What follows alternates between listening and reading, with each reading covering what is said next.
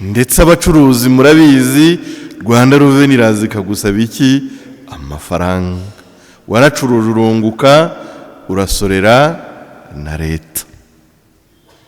Mu by'ukuri ntabwo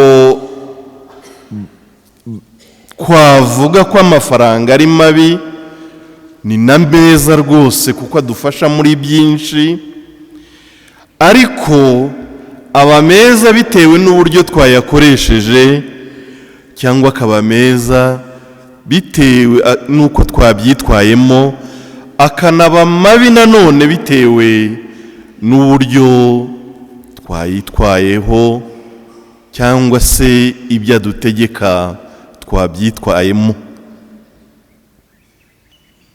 Gusa icyo nzi neza, nk'uko Imana iruta imanzi, nk'uko Imana iruta imanga, nk'uko Imana iruta ingabo zose, Imana iruta n'amafaranga kure cyane.